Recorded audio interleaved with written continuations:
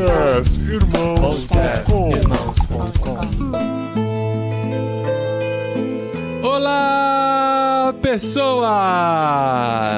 Podcastirmãos.com, Jetlag entrando no ar. Eu sou o Paulinho, estou aqui com o Gustavo, que chega mais um fim de ano do Jetlag. A gente pode comemorar, Gustavo, mais um ano pra conta.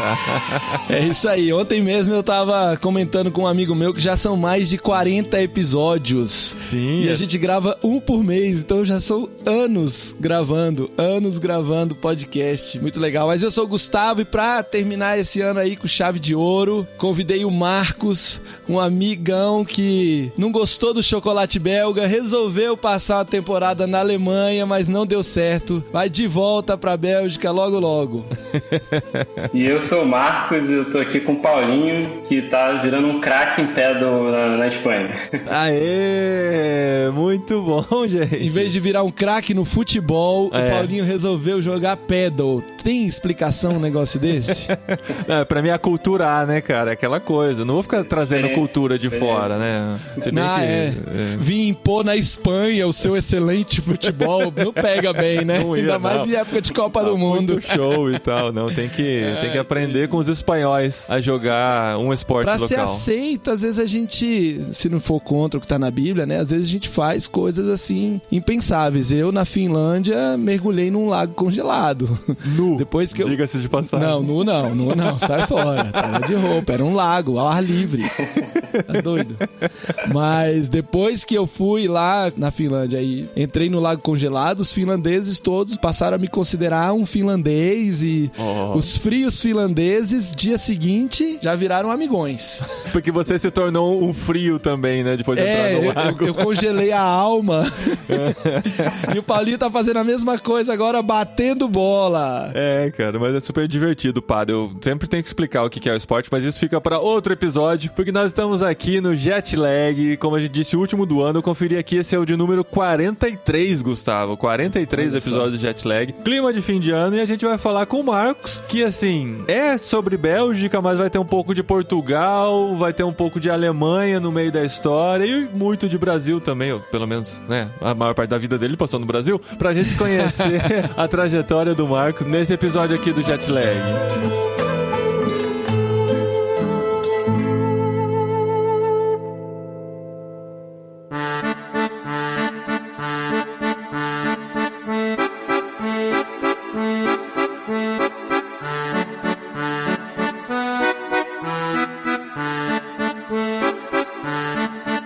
Esse é mais um episódio com fazedor de tendas estudante, né, Gustavo? A gente tem várias categorias de participantes aqui e o Marcos se enquadra como um estudante que foi viajar para fora do Brasil por conta dos estudos e tem entendido, né, o seu momento e seu papel nessa realidade, né? Pois é, eu tenho visto uma grande oportunidade aqui para os brasileiros. Os brasileiros, eles conseguem bolsas de estudo, conseguem, às vezes não a bolsa, mas conseguem ser aceitos em faculdades no mundo todo. Então a gente vê que mesmo o brasileiro já em idade mais avançada, né, com mais horas de voo, consegue um mestrado, consegue fazer uma pós-graduação. Então, uma forma fácil, prática, porque você vai aprender quando você vai passar esse tempo fora, quando você volta, se é que volta. Tem um currículo melhor, tá mais preparado para o mercado de trabalho e tem a oportunidade de viver no campus, né? Então, vivendo no campus, especialmente na Europa. No campus missionário, né? É, você tá indo pra onde? Tô indo pro campus missionário.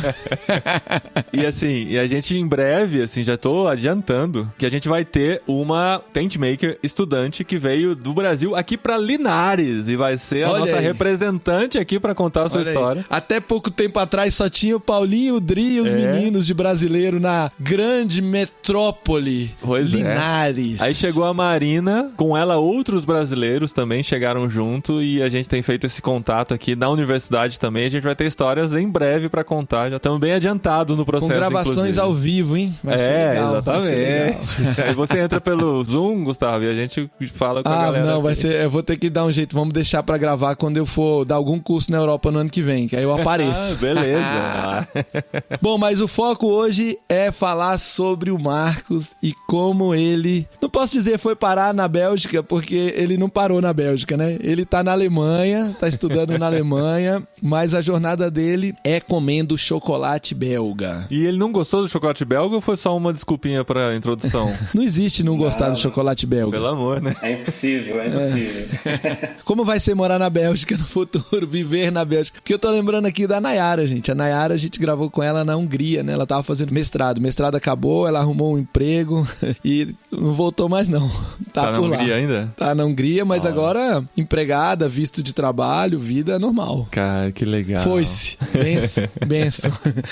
Daqui mais um tempo a gente traz ela de volta pra contar as histórias. Não vou ficar dando spoiler da vida dos outros, não. É verdade. Mas, Marcos, de onde você é no Brasil? Eu sou carioca, sou do Rio de Janeiro. Nasci, vivi boa parte da minha vida lá. A família da minha mãe é do Ceará, do Nordeste do Brasil. Então, às vezes ia pra lá pra passar as férias. Mas eu nasci e vivi no Rio de Janeiro, estudei no Rio. Bom, a minha trajetória pra sair do Brasil começou em 2019, na verdade, quando eu ainda estava na verdade, começou bem antes disso, porque desde o ensino médio sempre tive esse desejo de viver e estudar fora do Brasil. Olha então, no ensino médio, eu apliquei para diversas universidades, na época nos Estados Unidos, para fazer a graduação toda lá. Todo esse processo acabou não dando certo, não fui aprovado em nenhuma, mas eu aprendi muito e o desejo ficou ali guardado no meu coração e adormecido, vamos dizer assim, por um bom tempo. E aí, no finalzinho da faculdade, eu tive a oportunidade de fazer um semestre do meu curso. Eu sou formado em engenharia mecânica e fiz um semestre do meu curso na Universidade do Porto, Portugal. Toda uma outra história de como eu fui parar lá, todo um milagre, assim, de como Deus, ele interveio e fez as coisas acontecerem, mas foi uma experiência incrível para mim, porque me deu não só conhecimento, né, acadêmico, eu podia aprender um pouco mais e ter experiência, mas também essa experiência em outra cultura, e foi algo que me marcou muito. E desde que eu voltei, então, de Portugal, eu tinha vontade de novamente, ao terminar a faculdade,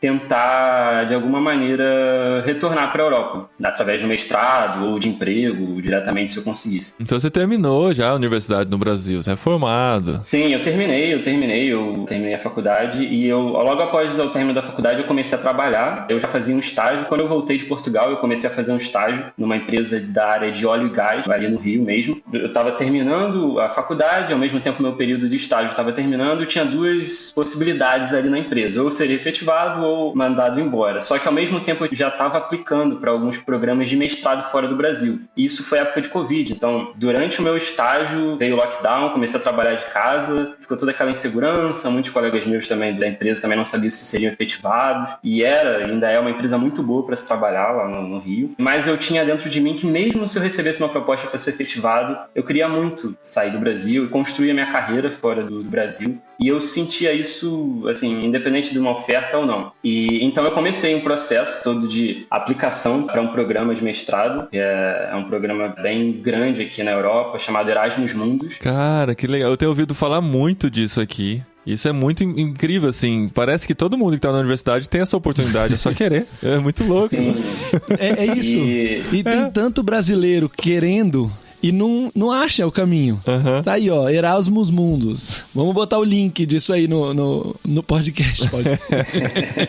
E no meu caso, é que já tinha terminado a graduação, esse programa ele é um programa de mestrado, onde você faz parte do seu mestrado numa universidade, em um país, e outra parte em outra universidade. Então, um dos pilares desse programa Erasmus Mundus é essa multiculturalidade, o contato com diversas culturas, tanto dentro da Europa, né, porque ele é voltado para instituições de pesquisa e universidades europeias, mas também de receber estrangeiros. Então, a minha turma tem gente do mundo inteiro, de praticamente todos os continentes do mundo, e é assim em diversos desses outros programas. Então, quando eu estava já terminando a faculdade no Brasil, trabalhando, gostando muito do estágio onde eu estava, eu comecei a procurar oportunidades de fazer um programa de mestrado fora do Brasil, e eu encontrei esse programa que era, assim, o fit perfeito com o meu currículo e com as minhas experiências. Então, desde a empresa que eu estava trabalhando, até as disciplinas que eu tinha cursado, a iniciação científica que eu tinha feito na faculdade, tudo se conectava a esse programa, né, de mestrado aqui. Então, isso fortalecia, de certa forma, a minha candidatura, porque é um processo muito difícil, muito concorrido, né? Então, o programa, ele tem um número reduzido, a turma era uns 22 pessoas, só que a seleção é de milhares de pessoas do mundo inteiro. Então, você concorre com muita gente do Brasil também, mas pessoas da Ásia, da Europa mesmo, você tem alguns europeus também, e você tem um número limitado tanto de pessoas na turma quanto de bolsas que são ofertadas. Então isso era algo que, para quem... Eu vim de uma realidade no Brasil que sempre estudei em colégio público, universidade pública, não tinha condição nenhuma de arcar em minha educação, muito menos em outro país onde você teria que arcar com o custo do curso mais custo de vida. Então, para mim, não ter uma bolsa, vir sem uma bolsa, não era uma opção, era inviável. Inviável, né? Então, eu comecei a fazer o processo, comecei a ver a documentação que deveria ter que fazer, e aí vem carta de recomendação, vem carta de motivação, currículo, boletim, enfim, exame de proficiência, né? Porque apesar de você fazer essa mobilidade em diversos países, né, o curso todo ele é ministrado em inglês. Então, tudo isso foi bem desgastante, mas aí entra aquelas coisas que Deus, ele sabe como ele faz tudo, né? Eu contei que quando eu estava no ensino médio, eu tinha essa vontade de sair do Brasil e fiz todo um processo para estudar fora, na época para os Estados Unidos. E foi um perrengue muito grande, porque terceiro ano do ensino fundamental, você ali preparando para fazer o Enem, e eu, ao mesmo tempo que me preparava para o Enem, eu me preparava para fazer a aplicação para a universidade fora. E deu tudo errado no final, porque eu não fui aprovado. Graças a Deus eu fui aprovado para uma boa universidade no Rio de Janeiro. Nem no Enem, nem nas universidades fora. Não, no Enem deu tudo certo, graças a Deus. Fui aprovado para a FRJ, uma excelente universidade, fiz minha graduação lá, mas o lado da aplicação internacional acabou não funcionando. Só que foi um aprendizado, porque eu vi como era o processo, eu vi como eu deveria escrever o meu perfil, meu currículo e toda a documentação. Então, dessa vez, quando eu fiz um processo muito semelhante agora para aplicação para o mestrado, as coisas fluíram um pouco mais tranquilamente. Mas ainda assim, Deus ele apareceu em detalhes muito sutis, assim, mas extremamente importantes dentro desse meu processo de candidatura. Teve algo que aconteceu durante a candidatura. Eu procurava por pessoas que tinham feito esse mesmo programa aqui na Europa, principalmente brasileiros, preferência que tivessem estudado na mesma universidade que eu estudei, para eu tirar algumas dúvidas com eles a respeito de como era o curso, de como era o programa e tudo mais. E nisso eu encontrei num perfil no LinkedIn um rapaz que tinha feito o mesmo curso que eu e estudava na Universidade de Liège, que era a universidade onde esse curso iniciava. E eu entrei em contato com ele para tirar algumas dúvidas assim e perguntar como era o curso, como era o processo também de admissão, muito aleatoriamente, assim, né? Mas era tudo muito guiado por Deus, porque esse rapaz, ele respondeu as minhas mensagens, ele me chamou para conversar, até fiz uma chamada com ele, e ele me tirou várias dúvidas, me deu várias dicas, explicou, assim, de uma maneira muito ampla e foi muito amigável, assim, me explicar muitas coisas sobre o curso. E aí, ok, agradeci muito a ele, depois de algumas semanas eu terminei minha aplicação, submeti, né, meu currículo, meu perfil para a universidade, e eu fui chamado para entrevista, a primeira entrevista desse programa. E quem me mandou o e-mail para ser entrevistado foi esse mesmo rapaz que eu tinha entrado em contato pelo LinkedIn. Numa coincidência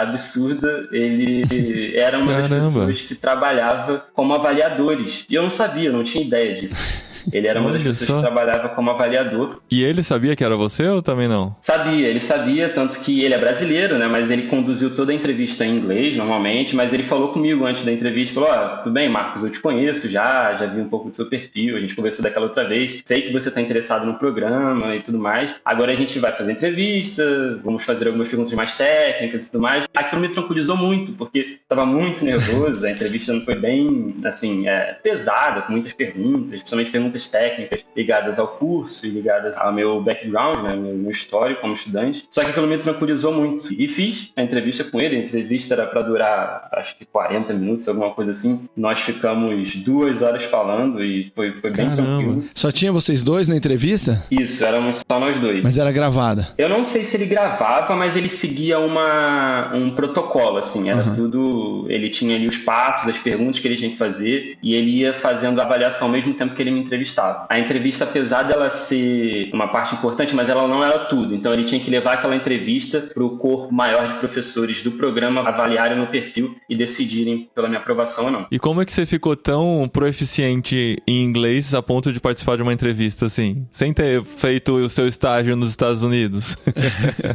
Então, eu fiz curso de inglês no Brasil. Desde pequeno eu tinha um curso, mas eu tive que treinar um pouquinho. Então, eu cheguei a conversar com alguns colegas e aí a gente fazia chamadas em vídeo em inglês para conversar, para treinar. Mas o meu inglês foi todo a partir de um curso que eu fiz desde pequeno. Assim, graças de Deus também, porque meus pais, a gente não tinha condição de pagar um curso em inglês no Brasil, mas minha mãe sempre teve pessoas muito próximas da nossa família que ajudavam a gente, e sempre investiram na educação, então tinha pessoas próximas da nossa família que ajudavam nos custos, então eu fiz curso em inglês no Brasil. E quando foi chegando próximo do tempo da entrevista, eu fui procurando gente para conversar em inglês, para praticar. Dá os pulos, né, cara? Não tem desculpa, né?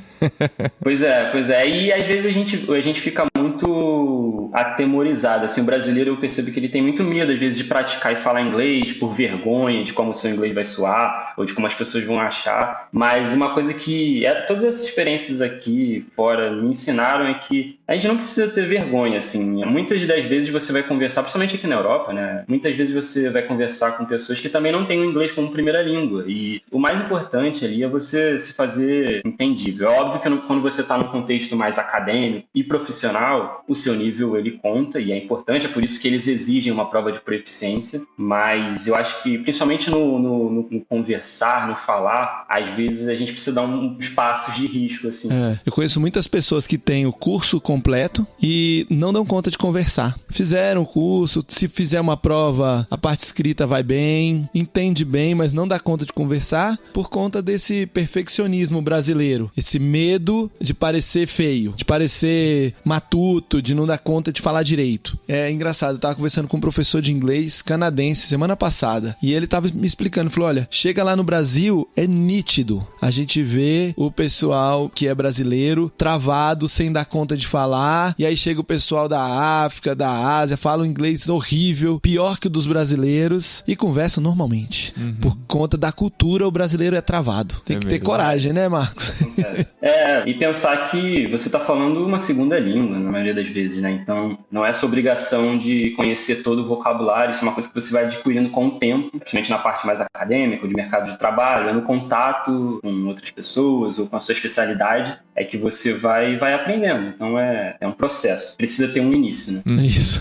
Tem que ter coragem de começar. Mas aí, pelo jeito, você passou nessa entrevista. Então, não sem emoção. Ainda teve uma emoção a mais, porque o que acontece? Esse programa, um programa de mestrado, ele tem 2 etapas do processo de avaliação. Além de você ser aprovado ou não pelo corpo de professores, você também é submetido a um processo para você receber ou não a bolsa. Foi até no dia do meu aniversário, era um domingo, meio-dia, eu recebi um e-mail do professor, que é o responsável, coordenador pelo meu programa, isso depois de eu ter feito todo o processo, submetido, fiz a entrevista e estava aguardando, né, o resultado. E eu recebo um e-mail do professor, um e-mail gigante, explicando várias coisas, dizendo que eu tinha sido aprovado pelo corpo de professores da universidade, de Liège, né, que é a universidade onde esse meu programa se inicia e ela é digamos assim, ela é a responsável pelo programa geral. Só que no e-mail dizia que, apesar de eu ter sido aprovado pro programa, eu não tinha sido selecionado para a bolsa completa. E aí ele me dava 2 opções ali, basicamente. Uma era de eu ficar numa lista de espera, para caso alguém desistisse eu pegasse essa bolsa, e a outra era de eu arcar com o meu próprio bolso todo o curso. Essa segunda opção era, obviamente, inviável para mim. Eu tinha uma terceira opção, que era desistir,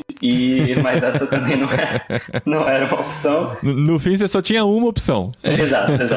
Exatamente. E aí, o que eu fiz, eu falei, não, professor, eu respondi um e-mail dizendo que eu permaneço na lista de espera e caso algum estudante venha desistir, eu pegaria a bolsa. E aí, fiquei ali, aguardando e orando a Deus também, né? A vontade dele seria feita, independente de tudo. Eu sou uma pessoa que passa por muitas situações dessas em que você fica nervoso do que vai acontecer, mas tendo pessoas próximas, minha mãe principalmente sempre falava, não, vai dar tudo certo, você vai conseguir, vai ter um jeito. E é verdade, assim, de fato, Deus, ele age nas situações e quando é da vontade dele, quando ele quer que algo aconteça, ele dá um jeito. E foi assim que pouco menos de um mês depois de eu receber esse e-mail, de eu pedir para ser colocado na lista de espera, esse mesmo professor entrou em contato comigo por e-mail, falando mais ou menos assim, a gente está reavaliando a seleção que foi feita e infelizmente a gente de fato não pode oferecer para você a bolsa padrão, que é oferecida nos programas Erasmus Mundus, por uma questão de critérios, de números de estudantes e tudo mais. Então a gente não pode. Só que a gente tem analisado o seu currículo, a sua candidatura e a gente ficou muito interessado no seu perfil e tudo mais Então a gente quer oferecer uma bolsa da Universidade de Liege, que é essa universidade, que é a universidade onde se inicia o programa e é a principal de todo o curso. Geralmente as bolsas que são ofertadas, elas são pagas pela União Europeia, né, pelo governo europeu. A proposta que ele estava me fazendo era uma proposta na qual a Universidade de Liege seria o órgão que iria me patrocinar, exatamente. Mas com os mesmos valores, assim? Supriria do mesmo jeito? Então, os valores eram um pouco reduzidos, mas eu tinha alguns benefícios. Um desses benefícios era que, por exemplo, eles pagavam as minhas passagens. Então, minha passagem para sair do Brasil e ir para a Bélgica foi paga por eles. A minha passagem nas férias, eu tinha direito nas férias a uma passagem de ida e volta para o meu país de residência, de origem. Cara, isso faz uma baita diferença. Faz uma baita diferença. Sim. É uma fortuna.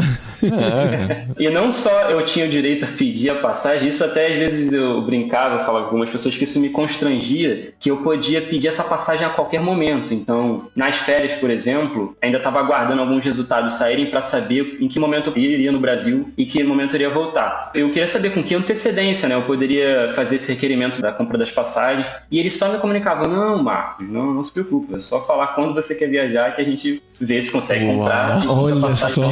Eu lembro que quando eu fui para a Bélgica, eu fui assim bem corrido, porque eu tive todo um problema com meu passaporte. Meu passaporte, o visto foi emitido, tudo ok. Os custos do visto também, todos pagos pela universidade de lá. Só que o meu passaporte ficou preso numa agência dos Correios e eu tive que ir lá buscar, enfim. Uma correria muito grande. E por conta disso demorou para eu passar para eles a data que eu iria viajar. Então eu pedia assim, com uma semana de antecedência, e eles compraram. Da mesma forma foi quando eu fui às férias. Eu também estava esperando alguns resultados saírem das provas que eu fiz na universidade e não sabia exatamente quando eu poderia viajar. Então eu pedi também mais ou menos com isso, uma semana, uns dias de antecedência, e eles compravam as passagens. E você pode voltar a cada fim de semestre, se você quiser, é isso? Cada semestre você pode dar um pulinho no Brasil? Não, no caso eu tinha entre o primeiro e o segundo ano, né, que foi, eu terminei 2 semestres. Tá, aí no verão da Europa, né? Isso.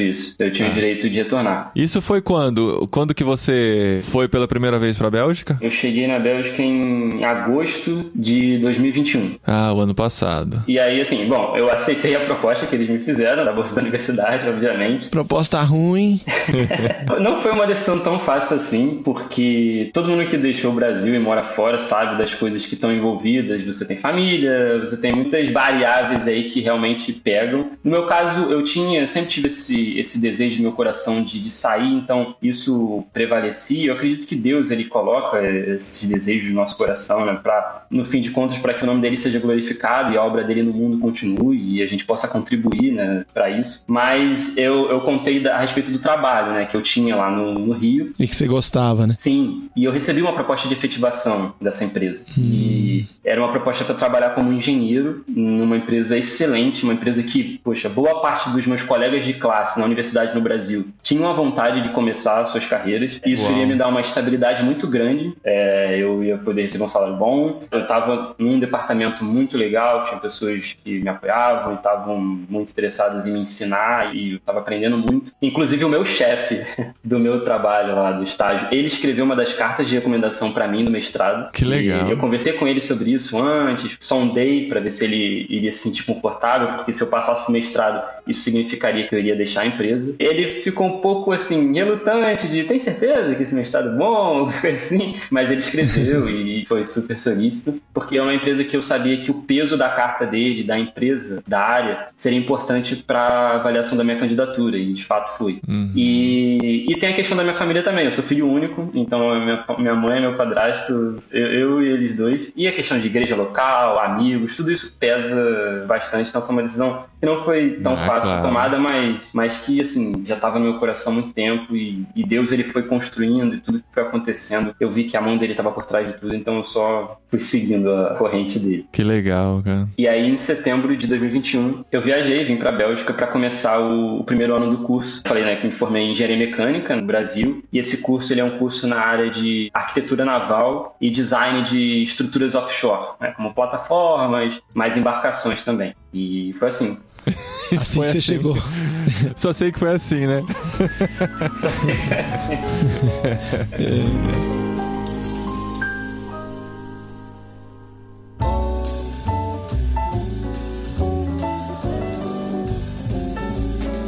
você então na Bélgica. Qual cidade, Marcos? Eu fui para Liège, é meio que a capital da Valônia, né? A Bélgica, ela tem duas grandes regiões, tem três, né? Porque tem Bruxelas ali, que é uma região neutra, mas você tem o norte, que é chamado de Flandres, e ao sul a Valônia. E eu tava em Liège, que é a maior cidade da Valônia. Eu não sei que vocês dividem tanto a Bélgica, cara, um negocinho de nada no meio da Europa. Tamanho do Distrito Federal. Cara. E tem um monte de região, tem. Você já tinha contato com a Bélgica de alguma maneira? Já gostava do país? Era algo que falava no seu coração? Quando jogava na Copa do Mundo, seu coração batia mais forte ou não? Não. Na verdade é o contrário, né? Porque na última Copa a gente foi eliminado por eles, então Exato. O sentimento de futebol não seria bom. Mas eu não. A única conexão assim com a Bélgica que eu poderia dizer é da língua, porque uma das línguas da Bélgica é o francês, e eu estudei francês um bom tempo da vida, mas nada muito além disso, assim. A escolha pela Bélgica foi mais pela escolha pelo curso, né? Da mesma forma da questão da Alemanha, para onde eu vim e estou agora. Todas essas escolhas elas foram direcionadas pelas disciplinas do curso e pela especialização na qual eu quero seguir. Que é essa especialização na área de projeto offshore. De estruturas offshore. Chique demais. Isso. Basicamente envolve o design de plataformas, por exemplo, de petróleo, mas também você tem a área naval, que é bem forte. Boa parte dos meus colegas de curso eles são engenheiros navais também. No meu caso específico, o meu desejo é seguir para uma área mais ligada com energias renováveis. Então, aqui na Europa, uma coisa que está crescendo, já tem um boom no mercado nessa área, é a área que é conhecida como eólica offshore, que são a construção de turbinas eólicas, estruturas eólicas no ambiente offshore, em vez de você ter na costa, né, ou em terra. E aqui você tem muitas empresas que estão trabalhando somente nessa área na Alemanha, porque a Alemanha você tem o Báltico, o Mar do Norte, mas também em países como a Dinamarca, a própria Espanha, Portugal também tem alguns projetos nessa área de... E qual que é a vantagem, cara? Já entrando em questões técnicas que não fazem muito parte do jet lag, mas... Curiosidade. Qual é a vantagem de gastar muito mais para colocar uma usina eólica no mar que colocar na terra? Deve ser o custo da terra, né? Aí na Europa. Então, você tem algumas questões. Uma delas é que, assim, a geração de energia eólica, ela depende da força dos ventos. Os ventos em ambiente offshore, perto de oceanos ou mares, eles são muito mais fortes. Então, isso te permite você construir pás eólicas e turbinas maiores para um aproveitamento maior de energia. Você tem a questão de espaço também, que é muito mais amplo do que o espaço que você tem na Terra. Você tem toda a limitação de casas e locais. Mas você também tem desafios, principalmente na questão de transmissão. Então, a transmissão dessa energia por meio de cabos submarinos é um pouquinho mais, para chegar em estações, né, para distribuição, às vezes é um pouquinho mais complexa do que estações em terra. Só que o que acontece é que essa indústria hoje de offshore wind, né, que eles chamam aqui o eólico offshore, ela aproveita muito da tecnologia da indústria de óleo e gás. Então, a indústria de óleo e gás ela já aplica muitas das técnicas que a indústria de eólico offshore está aplicando hoje. Então, boa parte das pessoas que trabalharam ou trabalham na área de óleo e gás, de exploração de petróleo e gás em ambiente submarino, eles estão migrando para essa área. Na Europa, muito motivado pela essa questão da transição energética e... Como tá forte isso aqui, né? Sim, muito forte. E pelo aproveitamento do conhecimento técnico mesmo. Então tem muitas vantagens. E já existe usinas eólicas offshore ou estão em projeto? Sim, na verdade eles chamam de wind farms, né? De fazendas eólicas em alto mar, em ambiente offshore, sim. A costa da Bélgica, inclusive, tem várias usinas. Você tem na Escócia muitos projetos. Você tem na Dinamarca, Noruega, ali naquela região também. Você tem em Portugal alguns projetos, Portugal e Espanha. O Brasil, ele recentemente, o último governo, ele abriu algumas portarias para facilitar o desenvolvimento de projetos, porque, assim, esse tipo de projeto ele envolve muitas coisas, principalmente na área ambiental, assim, do impacto que isso pode ter à vida marinha, desde a parte da construção até a operação desse tipo de estrutura. Então, você precisa de muitas autorizações. Então, o Brasil ele é um dos países do mundo que tem maior potencial eólico offshore no mundo, pela costa, né? Uma costa muito grande, e na região do Nordeste você tem muito potencial. Então tem muitas empresas interessadas, só que o Brasil tem algumas travas, né? Agora, aqui na Europa, isso já é, assim, a eólica offshore já é vista como uma das grandes alternativas para a transição energética que a Europa está passando, e uma das mais confiáveis, de certa maneira, assim, tanto pela tecnologia, mas também por ter muitas empresas grandes que estão nesse negócio. Você tem muitas empresas da área de óleo e gás que estão investindo nisso já de olho no futuro, né? Porque no futuro elas já vão ter perda. Elas têm o conhecimento, têm a estrutura cultura, o óleo vai acabar, ou vai diminuir a relevância, né? E você tem muita ação política por trás disso tudo, né? A gente vê que hoje em dia essa transição energética, além da motivação ambiental, você tem uma motivação geopolítica, né? Então, hoje em dia, por conta de tudo que está acontecendo na questão da Rússia, Ucrânia, muitos países na Europa eles estão querendo se tornar ainda mais independentes energeticamente.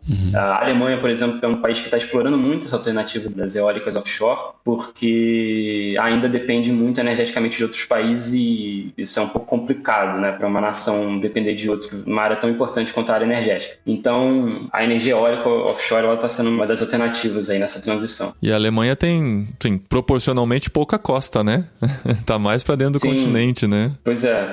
Mas aí é que aquela questão da força dos ventos e do quanto você pode gerar de energia em alto mar acaba sendo vantajoso. Você consegue gerar muito mais energia, as construções podem ser maiores e você consegue, com menos espaço, ter mais geração. Nossa, deve ser muito legal, né, cara? Fazer essas análises, assim, e fazer essas comparações de, né, o quanto impacto ambiental tem, o quanto isso vai trazer de vantagens para o futuro, né? Onde eu vou colocar essas usinas, até o que são águas internacionais, o que são águas nacionais, né? É um jogo político mesmo que envolve tudo isso, né? Incrível. Sim, e é muito interessante porque, assim, essa é uma das áreas que o meu curso de mestrado me proporciona seguir, né? Uma das carreiras, e é a que hoje eu vejo como é a que a minha tese vai estar conectada, minha tese é nessa área. E para mim é muito legal, tanto porque eu amo engenharia, sou engenheiro e gosto muito disso tudo, mas também pelo aspecto da minha missão como cristão no mundo, assim. O engenheiro ele é muito conhecido por propor soluções e inventar coisas e mecanismos, e para mim é muito interessante poder fazer uma conexão disso com o meu mandato como cristão no mundo, de poder ajudar no que eu posso, né, nas pequenas coisas, a que a gente possa utilizar melhor os nossos recursos e sermos bons mordomos ou utilizadores do planeta que o Senhor colocou a gente. Então, por mais que a gente saiba que existem interesses financeiros, interesses geopolíticos por trás disso tudo, ter cristãos nessa área é muito interessante porque a gente tem uma motivação, digamos assim, mais profunda e forte do que simplesmente interesse em questões financeiras. Então, para mim, eu vejo isso como uma missão de Deus no mundo também, né? De através da minha profissão,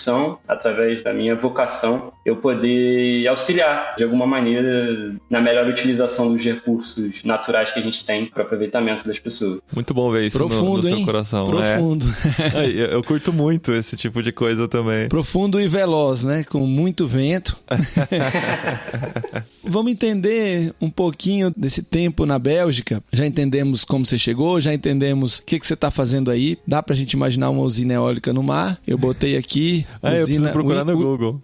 Eu botei Wind Farm na Bélgica e já vi elas aqui. Achei elas no Google Maps, as fotos, tudo top demais. Mas você chegou para fazer faculdade, para morar no campus, para se relacionar com pessoas. Enquanto você estuda e se prepara para utilizar os seus dons e talentos e ser um bom mordomo do nosso planeta e ter um impacto aí de forma ampla, você tá tendo um impacto aí também de forma individual, na medida que você vai se relacionando, fazendo amizades. E eu queria que você nos contasse um pouquinho como é que foi chegar à Bélgica, começar a morar no campus e ter relacionamento com pessoas do mundo todo. Você conseguiu se relacionar com os belgas mesmo. Você já falou que estudou francês, o curso era em inglês. Como é que foi? Conseguiu encontrar e fazer amizade com os belgas? Se conectou através de uma igreja ou através da faculdade mesmo? Ou por conta de esportes? Sei que você gosta de jogar bola. Como é que foi essa chegada lá na Bélgica? Então, a chegada foi tranquila, assim. O meu primeiro contato maior foi com meus colegas de classe. Então, a minha turma ela é muito diversa. Tem outros 2 brasileiros, né?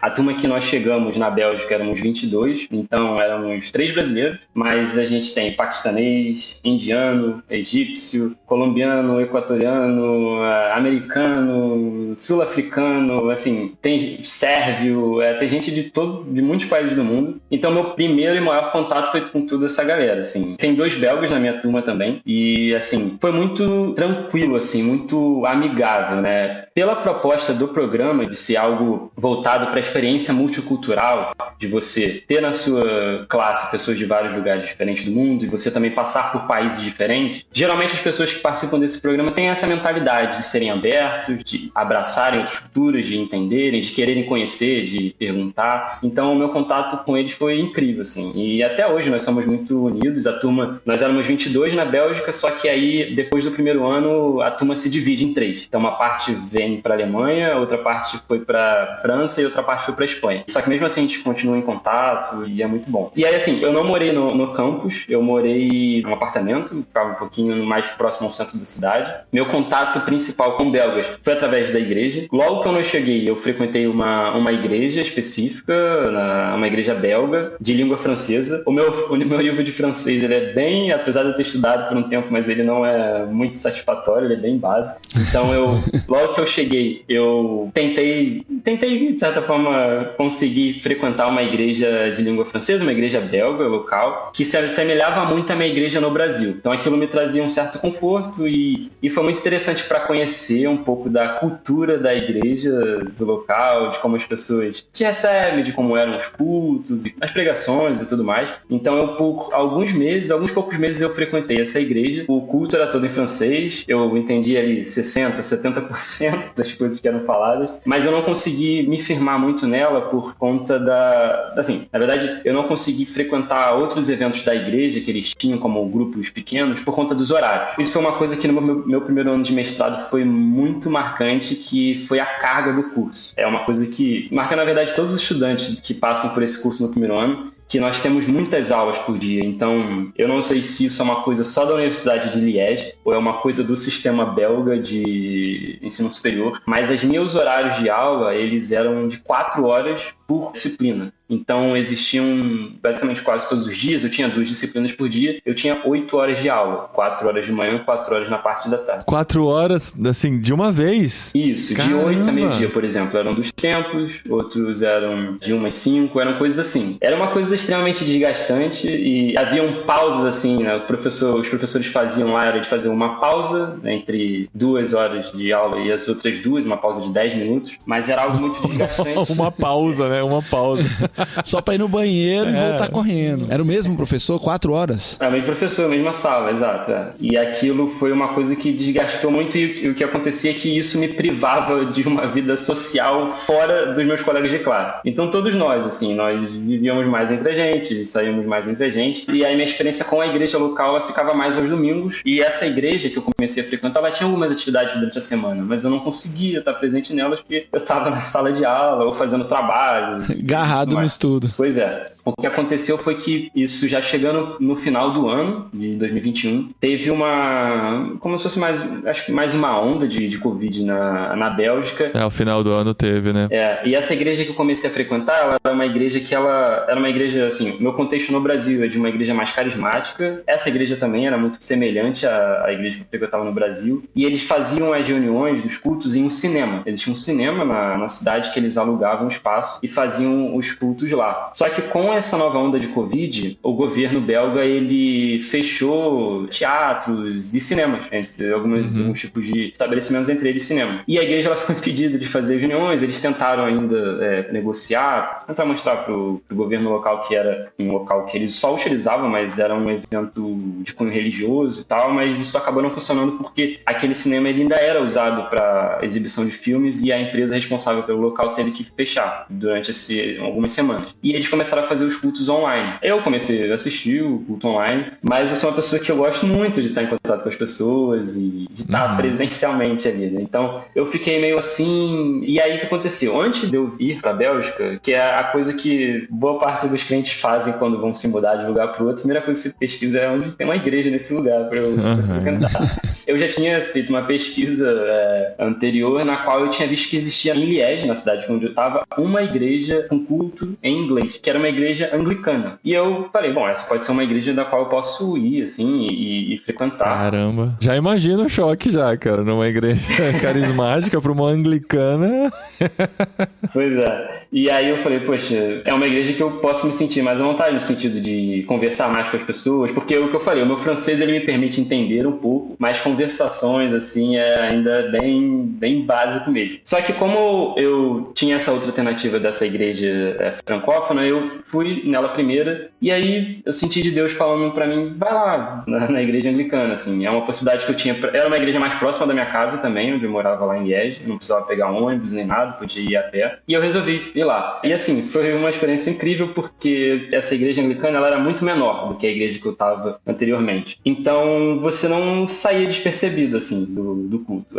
O pastor vinha falar com você, as pessoas vinham falar com você. Após o culto, tinha um momento que as pessoas iam lá para uma parte um pouco atrás, assim, do local da igreja para tomar café, tomar chá, comer alguma coisa, conversar. E aquilo simplesmente me cativou de uma maneira impressionante. Então, eu fui lá pela primeira vez, fui muito bem recebido, e aí me colocaram no grupo do WhatsApp da igreja. Era uma igreja bem pequena, assim, a igreja anglicana de Liege, ela tem por volta de 30 a 40 membros. E boa parte deles são belgas, mas também tem muita gente vindo de outros lugares, porque como é uma igreja que o serviço de culto é em inglês, isso acaba atraindo pessoas que não estão muito seguras do francês ou preferem estar numa igreja de língua inglesa. Então, na igreja eu consegui conhecer mais belgas, ter um pouquinho mais de contato com eles, e eles tinham os cultos aos domingos, aos quais eu poderia participar, e as atividades durante a semana aconteciam online, então era um estudo bíblico que o pastor ele fazia, e eu podia participar, porque eu chegava correndo da faculdade, só logava e conseguia participar das reuniões, e foi uma troca assim, incrível, assim, esse tempo com eles, e de poder conhecer um pouco mais da cultura, não só da cultura belga, né, que a gente tinha essa experiência, tanto com pessoas locais, mas também existiam 2 alunos na nossa turma que eram belgas, então a gente conversava bastante com eles levavam a gente a alguns lugares para conhecer algumas coisas, mas também a cultura cristã, eclesiástica, vamos dizer assim, da igreja na Bélgica. Isso foi uma experiência que eu tive que foi muito, muito interessante. E me conta então uma curiosidade da cultura belga que te chamou a atenção. Pode ser da igreja ou do dia a dia? Tá,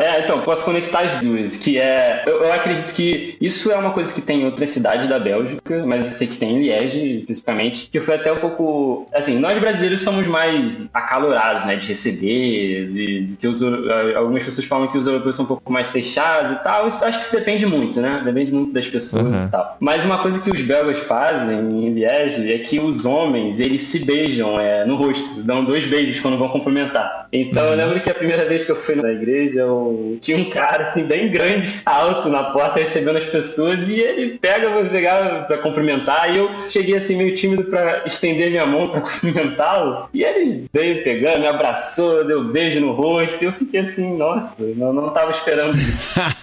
Como assim, né? Falaram que vocês eram frios, né? Pois é. O cara já chega me dando um beijo na bochecha. Pois é, isso foi uma coisa que eu achei muito interessante, assim. E são 2 beijos, não é um beijo só, não. São nos 2 rostos. 2 beijos. Aqui também. Mas, assim, na universidade não, né? Ninguém chega se cumprimentando com beijo. É mais uma coisa da igreja? Não, isso não é da igreja. Eu cheguei a ver jovens também se cumprimentando dessa maneira. Assim, na universidade a gente não se cumprimentava assim porque são pessoas de vários lugares diferentes. Ninguém era belga. Então, todos eram belgas ali, entre a gente da nossa turma. Mas eu cheguei a ver isso entre outras pessoas, assim, adultos e tudo mais. Agora você já chega na igreja beijando todo mundo. Já chega logo. É a famosa bochechada, né? Eu tive esse choque também na Argentina do mesmo jeito. Na Argentina é isso, né? Do mesmo jeito. Aqui na nossa igreja tem só um senhor que é o mais querido de todos, assim. Ele sempre cumprimenta todo mundo com beijos. Com 2 beijos na bochecha. Mas não é normal. Deve ser de origem belga. Não, é de Linares mesmo. Ou espanhol. Não, mas tem, assim, não é tão incomum homens beijarem-se no rosto para se cumprimentar, mas tem que ser algo bem, bem próximo, né? Tem que ser pessoas bem próximas, assim. Você não chega na porta da escola...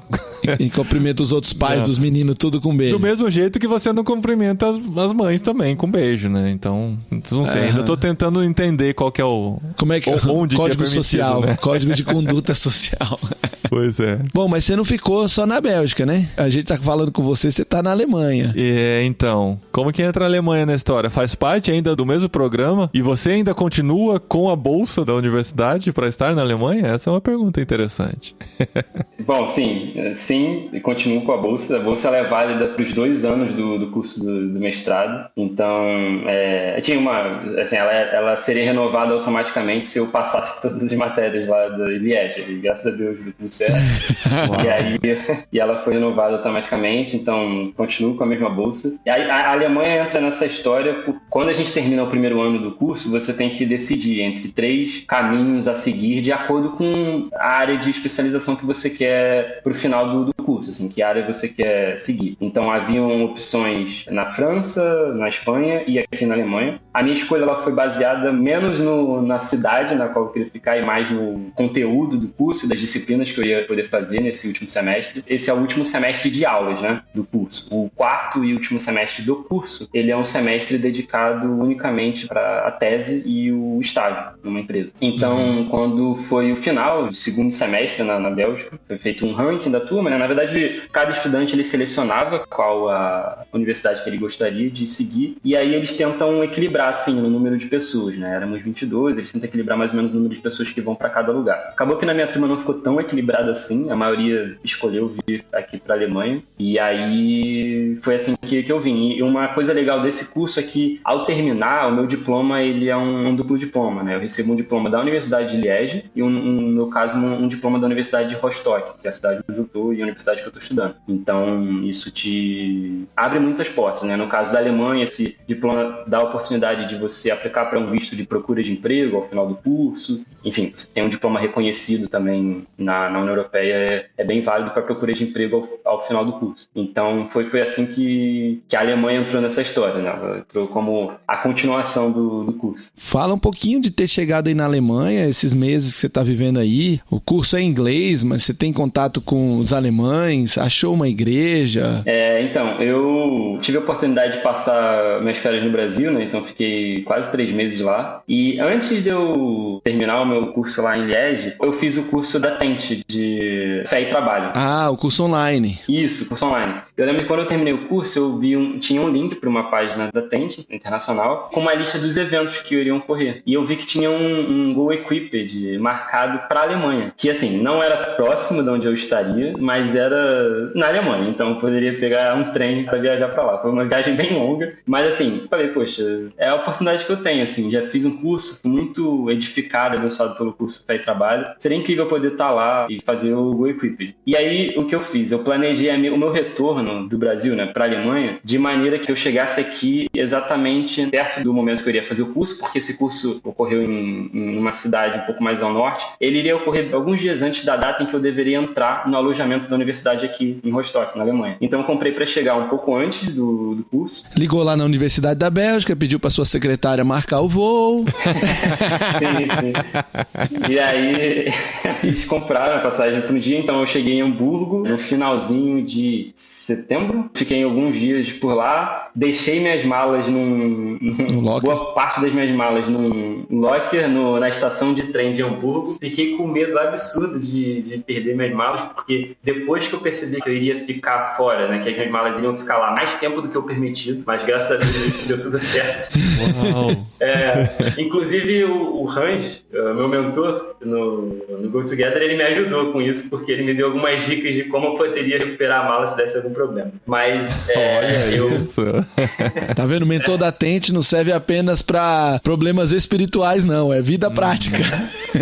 Muito bom. Isso lá no Go Equipped, que eu conversei com ele sobre isso. Mas aí eu deixei as minhas coisas lá e fui de Hamburgo para Sinsheim, né, que é a cidade onde aconteceu o Go Equipped. E aí foi um tempo maravilhoso lá, muito bom. A troca que eu tive com o pessoal lá e com muitos outros tent makers aí que trabalharam e viveram no Oriente Médio também, muita gente, e alguns alemães também, pessoas que moram aqui na Alemanha. E algumas pessoas lá do Go Equipped, eles me recomendaram um grupo que tem aqui na Universidade de Rostock, que é um grupo de cristãos, é como se fosse uma célula de cristãos, que eles fazem reuniões tanto em universidades, mas também em escolas e outras instituições de pesquisa, ensino. E assim que eu cheguei aqui, aí terminou o Go Equipped, saí de lá, voltei para Hamburgo, depois de Hamburgo aqui para Rostock. Eu já entrei em contato com eles, mandei um e-mail e foi assim que conheci. Então, desde que eu cheguei aqui, desde a primeira semana, eu tenho frequentado as reuniões dessa célula com outros cristãos aqui na universidade e tem sido incrível, assim, muito edificante. Tenho aprendido muito com eles também. Para mim é muito rico, assim, poder conhecer e experimentar do que Deus está fazendo na vida de outros cristãos de outras culturas, de outros países. E é muito interessante ver. Eu participei de células na minha universidade no Brasil, cheguei a liderar células lá, fui auxiliar. E é muito interessante ver as diferenças das abordagens, de como é feito, mas tudo com uma base muito sólida e um ensinamento muito sólido de levar o amor de Cristo para as outras pessoas. E eu tenho sido muito edificado desde que eu cheguei aqui, então tenho conhecido alemães desde a célula, tô tendo a oportunidade de jogar futebol aqui na faculdade, conhecer alguns, fazer alguns colegas também. Foi uma coisa que eu aprendi no Go Equipped, inclusive, de você fazer coisas que são seus hobbies para tentar se integrar com a cultura local. E para mim isso é fundamental, porque a minha turma, a gente fica muito fechado e somos pessoas que não somos locais, né? No caso aqui da Alemanha, o pessoal que veio comigo de Liège, nenhum de nós somos alemães, são todas pessoas de lugares diferentes. E apesar, essa troca é muito rica, a gente aprende muito uns com os outros, mas acaba que a gente quase que fica numa bolha em relação à cidade ou país que a gente está. Então, para mim, tem sido muito importante esse contato com o pessoal no futebol, o pessoal na célula, além da questão espiritual, né? No caso da célula, de você ser edificado e estar aprendendo uns com os outros. Eu não vou nem fazer nenhuma piadinha com referência ao futebol, Brasil e Alemanha, porque a gente tá no meio da Copa do Mundo, né? O episódio vai entrar no ar daqui uns dias, a gente não sabe o que pode acontecer até lá, né? Então vamos deixar isso passar em branco, é melhor. Até o episódio entrar no ar já vai ter tido mais jogos, porque tá tendo jogo todo dia, então a situação tá tensa.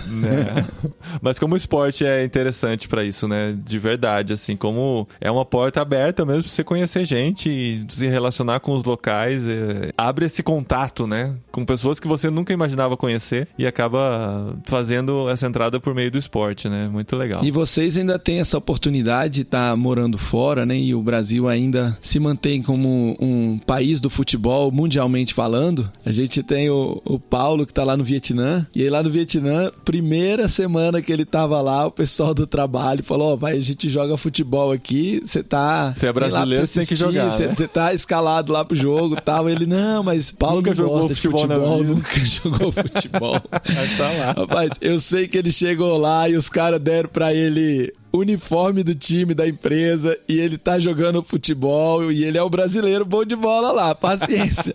É o que tem pra hoje, né, cara? Todo mundo quer ter um brasileiro no time. É uma oportunidade muito boa, assim, porque você é mais facilmente inserido ali junto aos locais. E pra mim, eu que já gosto, pra mim é muito bom. E jogar futebol em alemão é mais difícil? Graças a Deus o futebol eu diria que é uma linguagem universal, então a gente se entende. Porque meu irmão joga futebol em albanês. Nossa. Jogar futebol em albanês é difícil. Ele falou, cara, quando a bola chega pra mim, eu devolvo. Tem que entender umas palavras. Se a pessoa tá pedindo a bola, você tá falando pra você chutar, né? Esse tipo de coisa, tem que saber. Mas o vocabulário ali de meia dúzia de palavras e já está. Já está. Já está. Ei, Paulinho, você já tá cada vez mais cheio de espanhol no seu português. Que não tem outra expressão melhor que já está em português, cara. Em português de Portugal eles usam também o já está, então tá de boa. E agora você tá terminando seu tempo na Alemanha com a possibilidade não, né? Parece que já está certo que você volta pra Bélgica pra fazer essa última etapa, né? Isso, exatamente. Há 2 semanas atrás nós tivemos um evento que reunia todos os estudantes, né? Todas as turmas, né? Nós se reunimos novamente, o pessoal que foi pra Alemanha, o pessoal que foi pra França e pra Espanha, para decidir quais empresas e tópicos nós selecionaríamos pro final, pro último semestre. E aí eu fiquei com um tópico numa empresa que é na Bélgica. Não é na mesma cidade que eu morei, não é em Liège, eu vou pra Leuven, que é uma outra cidade. Agora eu vou ter uma experiência na Bélgica, mas na parte de Flandres. Então eu morei 1 ano na Valônia, 50 quilômetros de distância.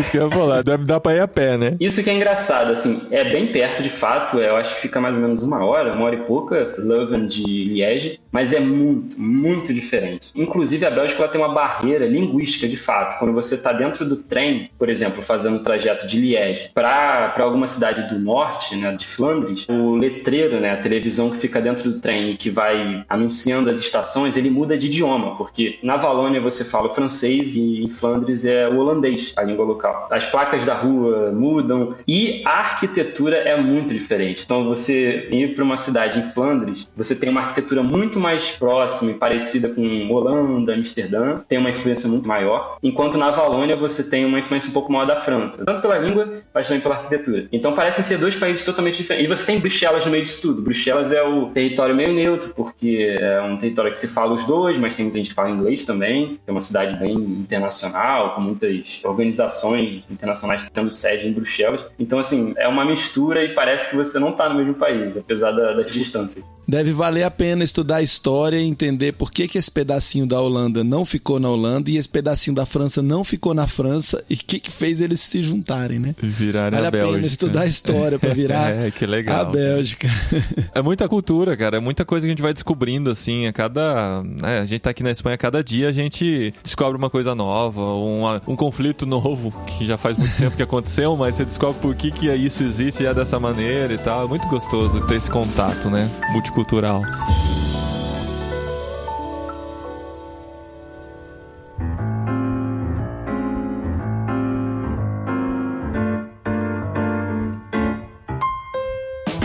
E aí, futuro, a Deus pertence, eu sei, mas o que você imagina que vai acontecer depois desse último semestre aí, voltando pra Bélgica? Eu sei que, assim, faz 2 semanas, nem isso que você sabe do seu destino, né, do próximo semestre, mas quais são suas expectativas, assim, né? Você tá numa área que tem uma demanda muito grande aqui na Europa, né, e com certeza campo pra isso você vai ter, levando em consideração, né, seus laços emocionais com o Brasil, questão de ser filho único e tal, você consegue... Eu sei que sua mãe provavelmente estará ouvindo esse episódio, né?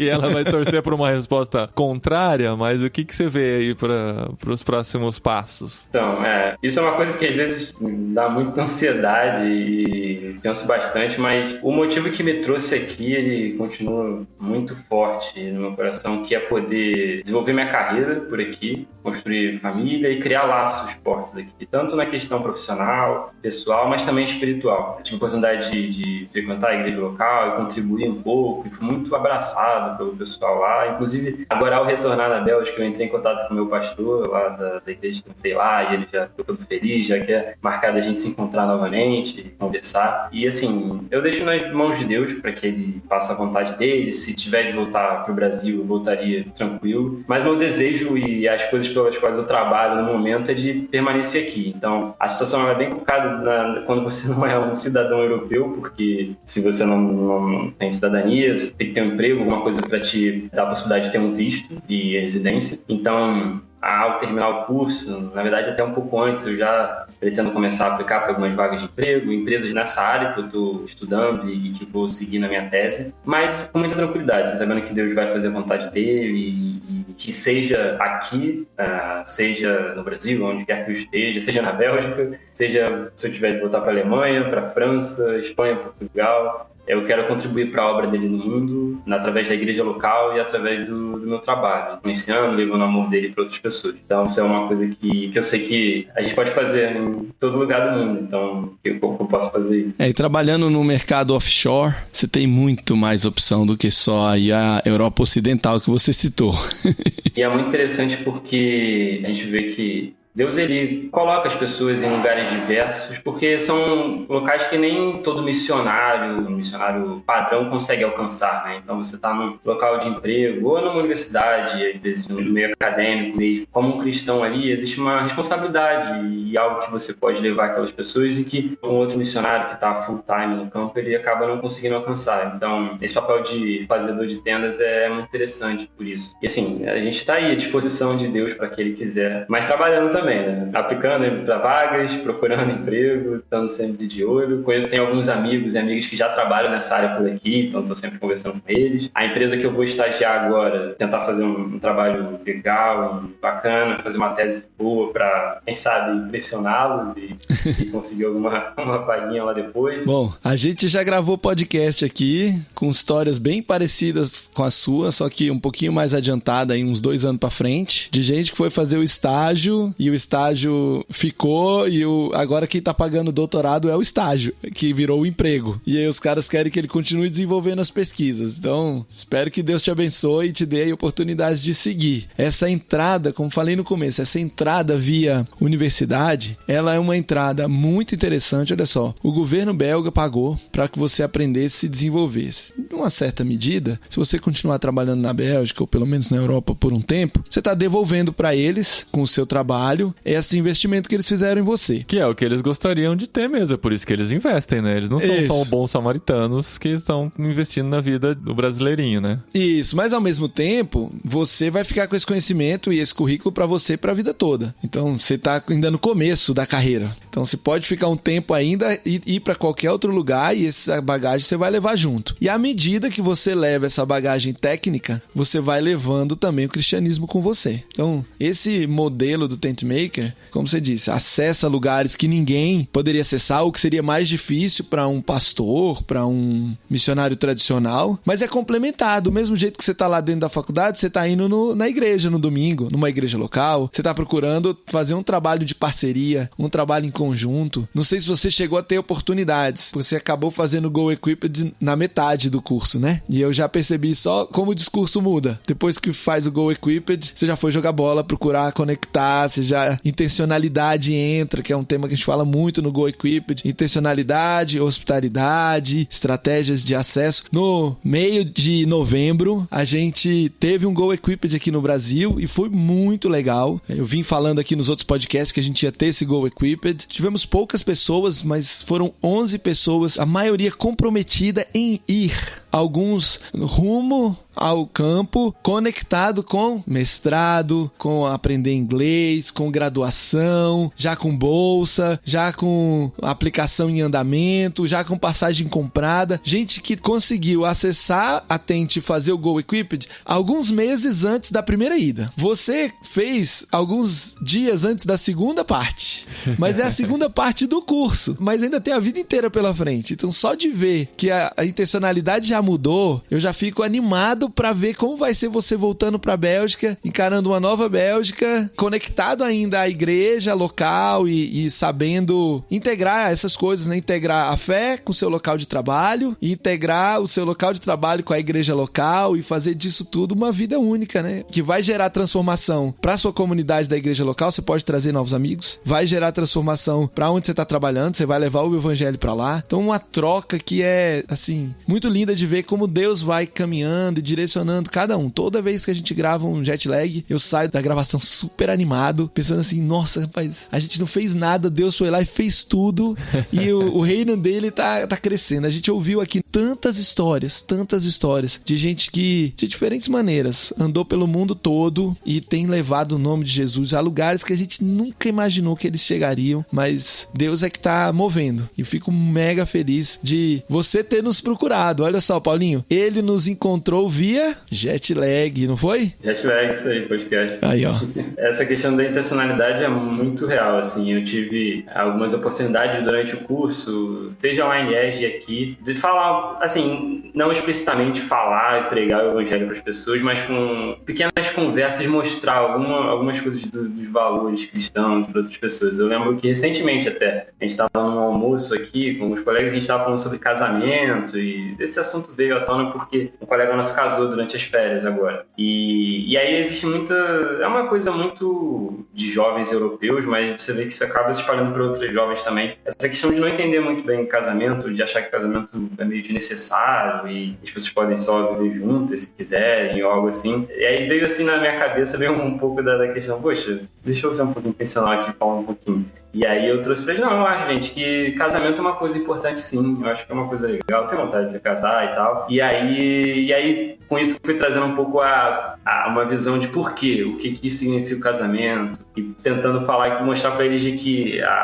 a ideia de união, para mim, ela na verdade é um reflexo de uma outra união, da nossa união com Cristo, da nossa união com Deus, de que existe um significado um pouco maior para isso. Isso é uma coisa que eu aprendi até no Go Equipped, que conversando com outros alemães e pessoas que são daqui da Europa, tinha finlandeses lá também, de que alguns lugares aqui da Europa as pessoas têm muitos cristãos às vezes, só que tem uma certa dificuldade de trazer aspectos do cristianismo para sua vida diária. Então fica aquela coisa muito privada e uma fé muito privada e restrita ao seu íntimo. E poder falar disso, de como a minha visão de mundo cristão, ela me influencia nas minhas decisões da vida, seja de casamento, do que eu vejo como casamento, mas também seja de uma coisa que alguns colegas de classe meu sempre se lembram de mim, me cutucam, que é com relação ao transporte aqui. Não existe catraca, né? Nos ônibus, trem, nada.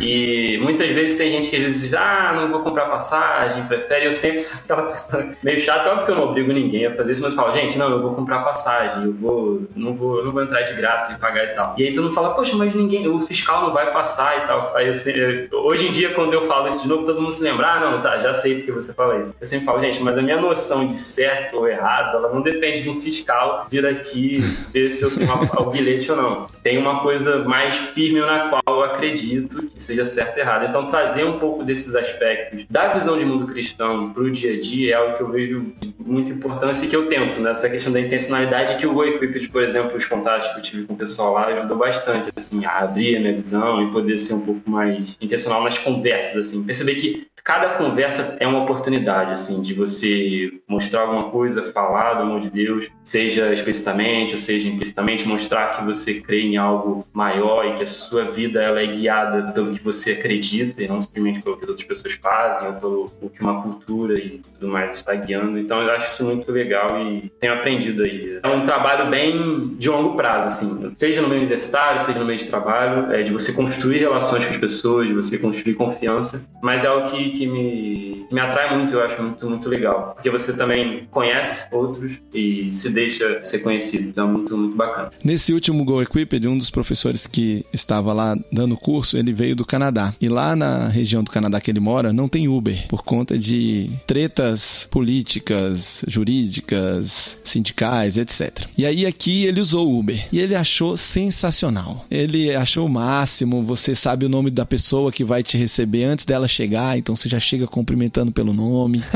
Quando termina a viagem, você não tem que ficar parado um tempão pagando e pegando troco e não sei o que, você já simplesmente desce do carro e sai. E também um preço muito bom, muito barato, mas ele descobriu que as viagens acabam sendo muito rápidas. E aí depois de pegar 3 Ubers, ele me mandou uma mensagem falando, Gustavo, me ajuda a pensar uma estratégia de o que eu posso levar no bolso, que eu consigo fazer uma conversa de 7 a 10 minutos com o cara do Uber, pra despertar ele o interesse de estudar a palavra e eu dou algum presente pra ele continuar estudando, porque todos os que eu tenho de estratégia exigem uma conversa de uns 20 minutos, eu preciso de uma conversa mais rápida pra chegar no ponto de eu dar alguma coisa que o motorista de Uber vai conseguir ver ou ouvir enquanto ele dirige o Uber e não pegou ainda o próximo cliente. Nossa. Aí você vê assim, olha só como a pessoa é intencional. A cabeça funciona.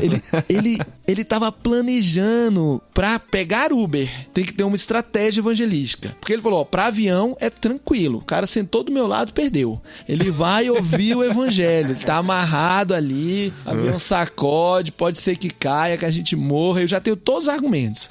Ele falou, sala VIP de aeroporto ou sala de espera de aeroporto é outro, tá todo mundo chateado, todo mundo entediado, e eu trago a alegria em volta do tédio, e no final eu dou um livro, aí ele anda com pequenos livros pra dar de presente, ele anda com pendrive, com DVD, dependendo da cultura, ele tem pra árabe, ele tem pra africano. Ele fala assim, ó, eu sempre ando com uma mochila, e a minha mochila tem uma garrafa de água e um monte de, como ele é do Canadá, né, diferentes tipos de presentes pra diferentes culturas que eu vou encontrar. Pra um asiático eu dou não sei o que, pra um árabe eu dou tal jeito.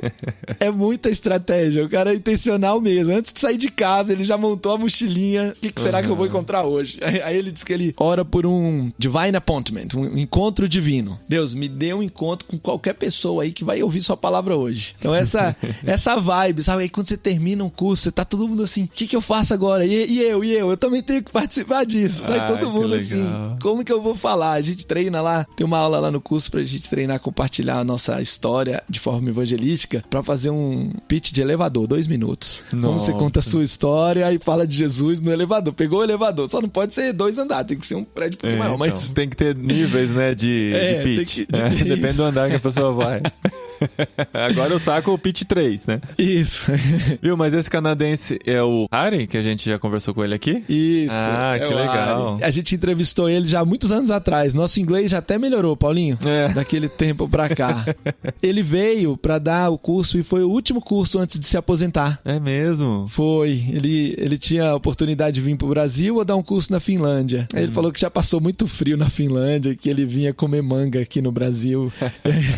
E ele dava... Eu sempre penso na barreira do idioma, né? Ele não fala português. Ele, no meio do Uber, com essas pessoas, era com o inglês que o Uber tivesse. Com o inglês que o Uber tivesse. Então, aí teve um Uber que não saiu nada. Mas ele disse que aí teve uns outros que os caras, mais ou menos, conseguiram arranhar ali, mas aí ele não conseguiu chegar e falar o evangelho. Ele falou, tava totalmente despreparado para ser evangelista de Uber. Tinha que me preparar. Muito bom, Marcos. Muito obrigado por estar com a gente aqui. Que você chegou por irmãos.com, né, cara? Isso é muito legal. Alguém que já ouvia o podcast. Desde quando? Quando que você conheceu o podcast irmãos.com? Alguns meses, um ano talvez, antes de vocês irem pra Espanha. Ah, que legal. E eu lembro que acompanhei um pouco da trajetória de vocês. Foi muito engraçado porque depois eu já tinha passado por isso. Depois passei novamente aquela coisa de documentação. Eu lembro da Adri falando nos podcasts que tinha uma pastinha pra tudo. E no caso de vocês eram várias pastas, né? No meu era uma pasta só, mas era aquela pasta com vários documentos. E se perguntarem isso, tem esse documento. Se perguntarem aquilo, tem aquele documento. Com o organograma todo, né? Das possibilidades. É isso. Esse trajeto todo eu passei depois, então foi bem engraçado me identificar e sempre fui muito edificado pelos programas e pelos jetlags também. Foi incrível. E você tá aqui agora, cara. A sua história está registrada no Jetlag. Olha só que privilégio o nosso, né? De poder ter a sua história aqui. Que privilégio nosso, é isso mesmo. Agora eu fico imaginando daqui umas semanas você ouvindo o podcast, ouvindo sua própria voz e estranhando ela e falando, ai, como eu falo esquisito. Até acostumar, eu levei um tempão até acostumar. Não, a gente já tá acostumado a ouvir a própria voz, porque a gente agora manda áudio de WhatsApp, cara. E a gente já sabe como que é a nossa voz gravada, tá de boa. Mas você fica ouvindo os áudios que você manda? Às vezes eu ouço pra ver se eu me fiz claro, né, com a minha comunicação. Eu sou um comunicador, né, cara? Eu tenho que zelar pela comunicação. É muito bom. E Gustavo, aquele caminho que o pessoal já conhece, né? tentebrasil.com.br para ter as informações, saber dos próximos cursos, das novidades que vêm em 2023. E se aproveitem essa oportunidade. O Marcos falou que ele começou e fez o curso Fé e Trabalho. O curso Fé e Trabalho ele é online, está sempre disponível. Você consegue comprar ele fica na plataforma do Hotmart. Lá pelo site Tente Brasil você consegue comprar ele, ou pelo nosso Instagram, Brasil Tente. Tem lá um link na bio que você chega onde comprar e entrar no curso e fazer o curso. O curso é barato e ele não depende da gente aqui ter uma turma aberta. Você já pode fazer. A gente teve esse Go Equipped e a partir de agora, se Deus permitir, a gente vai ter um Go Equipped por ano aqui em Brasília. Então no ano que vem, vai ser no feriado do dia 2 de novembro. Já começa a se programar. Isso sim é antecedência, hein? Eu tô sendo influenciado pela cultura europeia, que marca com um ano de antecedência. Em setembro vai ter na Alemanha, tá marcado desde o final de setembro. Em maio vai ter na Noruega, tá marcado desde o final de maio. Então, muito bom. Tô pegando o ritmo, E o pessoal pode se programar, né, cara? E aí vocês programam pra vir pra Brasília. Muita gente não conseguiu vir, as passagens dispararam de preço agora no fim do ano. Mas se você comprar com 6 meses de antecedência, né, as inscrições vão estar abertas. Acho que mais uma semana o site já tá com as inscrições todas funcionando. Caramba, que legal. Antecedência dessa vez. No ano que vem nós vamos ter Go Experiences online. Nós vamos ter mais um monte de Jetlag. Nossa intenção é gravar mais um curso online. Além do Fé e Trabalho, a gente vai ir pro estúdio gravar um novo curso. Espero que a gente consiga. Agora que os nossos professores espalharam pelo mundo, cada um morando num lugar, mas Deus vai providenciar. É isso que dá, cara. Você fala sobre ser fazedor de tenda e não quer que os caras vão? Olha, impressionante, cara. O time de voluntários da Tente. Só falta você, Gustavo. Esse é o problema, só falta você. Então, aí você acredita que teve uma fazedora de tendas que morou no Oriente Médio durante vários anos e ela voltou aqui, vão ficar 6 meses no Brasil e vão pra África num outro projeto. Ela voltou e ela veio aqui, encontrou com a gente, viu a gente ativo na comunidade aqui cristã, na comunidade de homeschooling que a gente pratica com os nossos filhos e tudo mais. E aí ela viu a gente fazendo, ela falou: agora entendi por que Deus ainda não deixou vocês irem. Porque vocês tinham que estar à frente desses movimentos aqui de homeschooling, você tinha que desenvolver a Tente, tinha que estabelecer ela, mas esses movimentos vão amadurecer, calma. Agora eu tô entendendo por que Deus ainda não mandou vocês tinham tarefas aqui. Falei, tô calmo, tamo firme, e aos poucos, mais gente entrando no Go Together, a gente já tá aí com 11 missionários da Tente Brasil em diferentes países do mundo, com mais alguns aí para entrar nas próximas semanas ou meses, porque já estão de passagem comprada, já estão no Go Ahead. Então Deus tem trazido pessoas para caminhar conosco, a gente tem tido a oportunidade de abençoar elas e de ser abençoado por histórias como a história do Marcos, por oportunidades de ver a obra do Senhor acontecendo no mundo todo e a profissão, os estudos, as empresas sendo parte dessa estratégia, que a gente acredita demais nessa estratégia, e eu fico assim, cada vez mais maravilhado com o que Deus tem feito e em paz porque Deus tem feito e eu tô aqui, e eu passo o dia inteiro falando com gente no mundo inteiro. Esse mundo globalizado não me deixa sentir que eu fiquei pra trás, eu tô junto com todo mundo. Muito bom, então a gente se encontra de novo ano que vem, né? O Marcos talvez ainda não, né? Mas quando ele tiver mais histórias em alto mar, né? Plantando cataventos, né? No mar, aí ele volta aqui pra contar.